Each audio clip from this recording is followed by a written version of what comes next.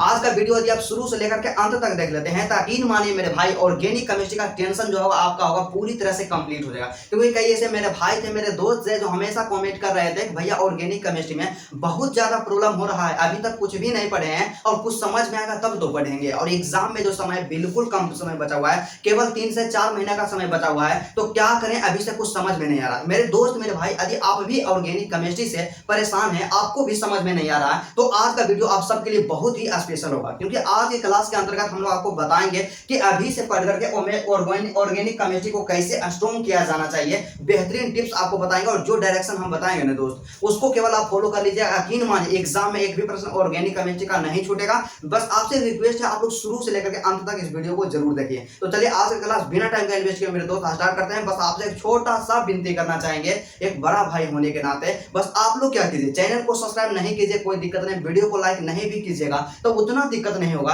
लेकिन आप शुरू से लेकर के अंत तक देखिए, आपके लिए काफी इंपॉर्टेंट आज का क्लास है। तो सबसे पहले बात करते हैं मेरे भाई मेरे दोस्त, क्या आप लोग ऑर्गेनिक केमिस्ट्री को इतना बड़ा हार्ड समझ लेते हैं ना, कि आप सीधा सा आपके दिमाग में आता है ना कि हमसे तो होगा नहीं। इस बात को हम कभी भी नहीं कहेंगे कि ऑर्गेनिक केमिस्ट्री बिल्कुल इजी है। इजी तो नहीं है ब्रदर जी, मतलब हार्ड भी उतना नहीं है, लेकिन इसको यदि बारीकी से पढ़ा जाए, इस पे काम किया जाए तो ये इजी बन सकता है। क्योंकि कोई भी चीज को यदि आप नहीं पढ़िएगा तो आपके लिए हार्ड रहेगा, और जो उसको जब आप पढ़ लीजिएगा तो आपके लिए इजी हो जाएगा। तो क्या ऑर्गेनिक केमिस्ट्री यहाँ पे थोड़ा सा डिफिकल्ट है तो इसको छोड़ देना चाहिए? तो बिल्कुल भी नहीं छोड़ देना चाहिए, क्योंकि सबसे ज्यादा वेटेज वाला जो आपका केमिस्ट्री का है ऑर्गेनिक केमिस्ट्री है। और ऑर्गेनिक केमिस्ट्री जो होता है ना दोस्त, ऑर्गेनिक केमिस्ट्री को हार्ट ऑफ केमिस्ट्री के नाम से जानते हैं। तो हार्ट ऑफ केमिस्ट्री है, मतलब केमिस्ट्री का हृदय है ऑर्गेनिक केमिस्ट्री, और सबसे ज्यादा अंकों का प्रश्न ऑर्गेनिक केमिस्ट्री से ही पूछा जाता है। तो इसको कभी भी स्किप नहीं करना है, बशर्ते हमारे पास एग्जाम में बहुत ही कम समय बचा हुआ। तो अभी से किन किन बातों पे हमें ध्यान देना है,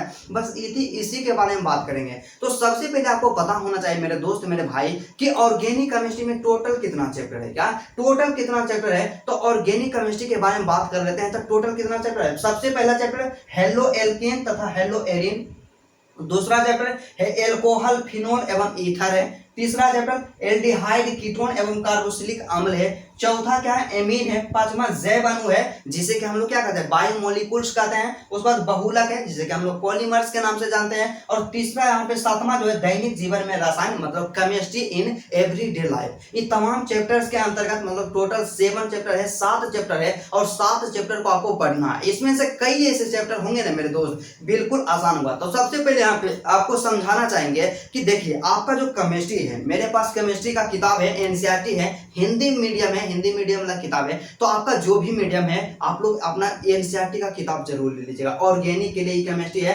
भाग 2 जो आपका आता है, तो एनसीईआरटी आपके पास बहुत ही जरूरी होता है होना। एनसीईआरटी से आप लोग क्या, बिहार बोर्ड क्वेश्चन एनसीईआरटी से ही पूछता है और एनसीईआरटी को ही फॉलो करता है।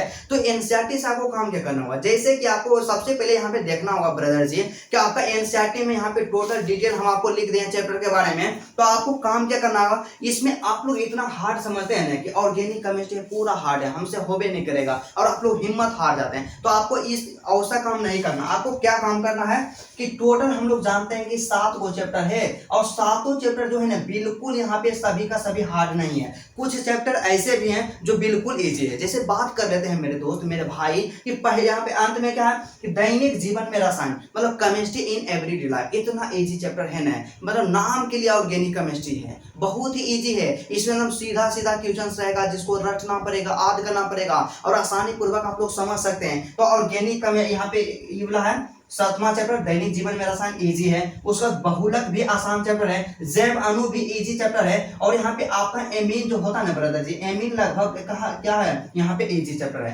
मतलब ये सब चीज को बिना पढ़े भी याद कर सकते हैं, जितना भी क्वेश्चन पूछा गया सबको कंप्लीट कर सकते हैं। तो यहाँ पे हम सीधा सा एक चीज यहाँ पे समझाना चाहेंगे कि आपको ऑर्गेनिक केमिस्ट्री में प्रॉब्लम जानते हैं मुख्य रूप से 3 चैप्टर में होगा। सबसे पहला जो आपका है हेलो एल्केन तथा हेलो एरिन है, ठीक है। उसके बाद दूसरा क्या, एल्कोहल फिनोल एवं ईथर है, इसमें प्रॉब्लम हो सकता है। उसके बाद अगला है एल्डिहाइड कीटोन एवं कार्बोक्सिलिक अम्ल है, और उसके बाद चलिए मान करके चलते हैं कि एमीन को भी रखते हैं।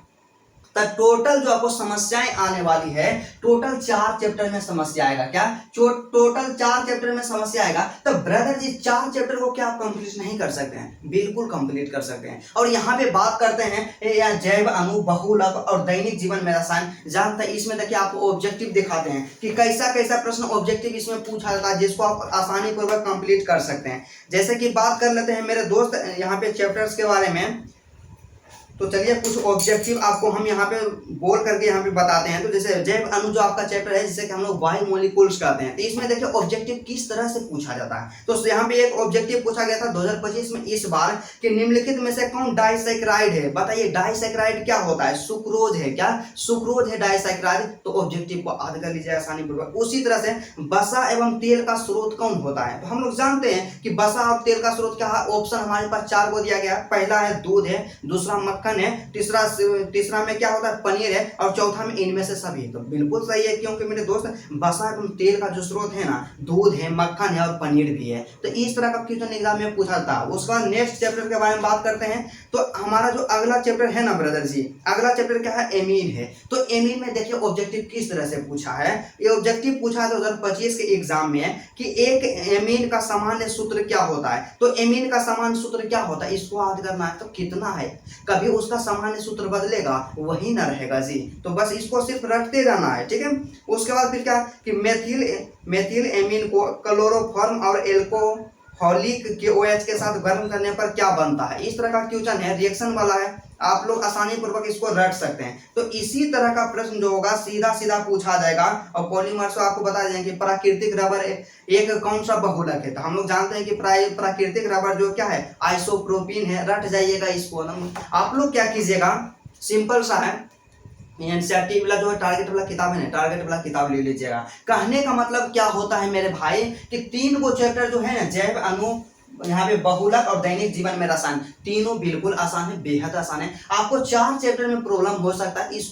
इसके लिए हम आपको बताएंगे कि आपको क्या काम करना है, इसके लिए प्रिपरेशन करना कैसे करना है। उससे पहले हम यहाँ पे बात करते हैं ब्रदर जी कि आपका ऑर्गेनिक केमिस्ट्री जो होता है, इसमें 2 तरह का प्रश्न पूछेगा। सबसे पहला आपका ऑब्जेक्टिव पूछेगा। क्या सबसे पहला आपका ऑब्जेक्टिव पूछा जाएगा, और दूसरा वही बात कर लेते हैं ना ब्रदर जी, सब्जेक्टिव पूछा जाएगा। ये तो बात आप लोग जानवे करते हैं, इसमें दिक्कत नहीं होगा आपको। तो बात करते हैं ऑब्जेक्टिव के लिए आपको कैसे करना, ऑर्गेनिक केमिस्ट्री के ऑब्जेक्टिव को यहाँ पे कैसे बेहतर करना, इसके बारे में हम लोग बात करते हैं। तो सबसे पहले हम यह कहना चाहेंगे मेरे दोस्त, मेरे भाई, आप लोग क्या कीजिएगा, जैसा कि आपको हम बताए हैं कि टारगेट का जो हम बोले हैं ऑब्जेक्टिव वाला बेस पेपर है, इस किताब को ले लीजिएगा। 2026 एग्जाम के लिए हम भी ले लिए हैं, आप सबको पढ़ाते हैं तो जरूरत पड़ जाता है। तो आप किताब को ले लीजिएगा, और उसके बाद एनसीईआरटी बुक ले लीजिएगा, और एक क्वेश्चन बैंक ले लीजिएगा ब्रिलियंट वाला। अब आपको काम क्या करना होगा, सबसे पहले टारगेट का जो ऑब्जेक्टिव वाला बुक लीजिएगा ना ब्रदर जी, ये जो तीनों चैप्टर है, जैव अणु, बायोमोलिक्यूल्स, उसके बाद बहुलक, polymer, chemistry in everyday life, मतलब दैनिक जीवन में रसायन, ये तीनों चैप्टर का जितना भी ऑब्जेक्टिव दिया है सबको रट जाइए। बिल्कुल सीधा सीधा ऑब्जेक्टिव होता है,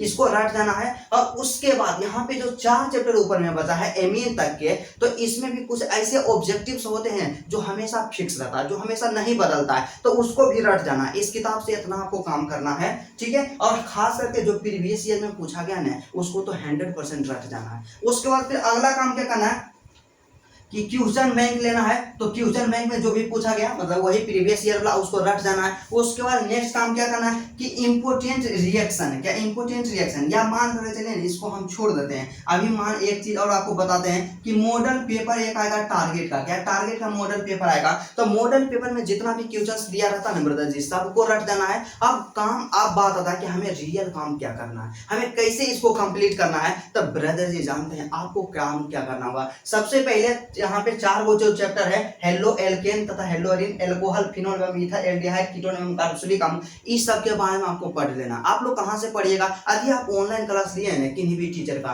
तो आपके लिए बहुत ही बेहतर ऑप्शन है। और यदि आपके पास ऑनलाइन क्लासेस नहीं है, आप लोग क्या कीजिएगा, यूट्यूब पे सर्च कीजिएगा, लिखिएगा कि क्लास 12 हेलो एल्केन तथा हेलो एरिन, पूरा डिटेल आ जाएगा अपना, और उसका क्लास कीजिएगा डिटेल पूर्वक, और उसका खुद से नोट्स बना लीजिएगा। नोट्स बनाना बहुत ही ज़्यादा जरूरी होता है, और जो नोट्स बनाइएगा ना ब्रदर जी, और यूट्यूब पे जो भी टीचर्स पढ़ाते हैं ना बहुत ही बेहतरीन तरीका से समझाते हैं, तो उसको कंप्लीट जरूर कर लेना है, वह उसका नोट्स बनाना, उसका रिवीजन करते रहना है। ठीक उसी तरह से आपको एल्कोहल के बारे में पढ़ना है, फिनॉल के बारे में पढ़ लेना है, कि ईथर के बारे में पढ़ लेना है, इसका जो भी रिएक्शन होता है सबको एक एक करके इसको पढ़ लेना है। ठीक है, उसके बाद फिर क्या होता है, एल्डिहाइड कीटोन एवं कार्बोक्सिलिक अम्ल लिखिएगा, क्लास 12 लिखिएगा, आपका जो भी मीडियम होता है, किसी भी टीचर से जिनसे भी आपको पढ़ने में अच्छा लगता है, सभी टीचर का वीडियो अपलोड है, आप लोग वीडियो को देख लीजिए। खास करके आपसे रिक्वेस्ट करना चाहेंगे, ये जो 3 चैप्टर है ना, इन 3 से 4 चैप्टर एमएन तक इसको पढ़ लीजिएगा यूट्यूब पे, इसका नोट्स बना लीजिएगा और इसको रिवीजन करते रहिएगा। आप बताइए कि हम आपको बोले हैं 4 चैप्टर, क्या 4 चैप्टर हम बोले हैं, तो बताइए 4 चैप्टर को पढ़ने में कितना दिन लगेगा? मुश्किल से 15 दिन लगेगा। 15 दिन से ज्यादा नहीं लगेगा, एक चैप्टर 3 दिन में आराम से कंप्लीट हो जाएगा। तो 15 दिन में आपका 4 चैप्टर कंप्लीट होगा। मतलब समझिए कि 15 दिन में आपका क्या होगा, मेन जो आपका है ना यहाँ पे टॉपिक पूरा कंप्लीट हो जाएगा। उसके बाद बचा जैव अणु, बहुलक और दैनिक जीवन में रसायन, तो इसको भी पढ़ सकते हैं, आपके पास समय है, या तो आप एनसीईआरटी का इस्तेमाल कर करके इस सभी चैप्टर का नोट्स आप बना लीजिएगा। नोट्स बना लीजिएगा, और नोट्स जब आप बना लीजिएगा ना ब्रदर जी, क्वेश्चन बैंक का भी इस्तेमाल कीजिएगा। और सब्जेक्टिव में भी तो आपको पता है कि 2 नंबर वाला भी क्वेश्चन पूछेगा और 5 नंबरिया भी क्वेश्चन पूछेगा, तो 5 नंबरिया को हम निगलेक्ट करके चलते हैं और 2 नंबर वाला के बारे में बात करते हैं। तो यहाँ पे दैनिक जीवन में रसायन, बहुलक और जैव अणु से जो भी क्वेश्चन आएगा बिल्कुल सीधा क्वेश्चन आएगा, तो इसमें तो आपको दिक्कत नहीं होगा। ठीक है, अब बात रहा ई सब के बारे में, तो ई सब चैप्टर्स को जब आप पढ़िएगा यूट्यूब से, तो एग्जाम में आप हमेशा बेहतर कीजिएगा। और आप लोग बोलिएगा कि भैया आप गेसिंग क्वेश्चन कोई करके दे देंगे, जानते हैं किसी का इतना औकात नहीं है कि ऑर्गेनिक केमिस्ट्री में गेसिंग क्वेश्चन कर दे और वहां से एग्जाम में डायरेक्ट जाकर क्वेश्चन लड़ देगा। अच्छा आप बताइए कि उतना आसानी रहता था, कोई टीचर का हल साल भर पढ़ाता, बताइए साल भर का है कोई बच्चा पढ़ रहा है, तो मतलब सीधा समझ देखिए, यदि आप बेहतर करना चाहते हैं तो आपको मेहनत करना ही पड़ेगा।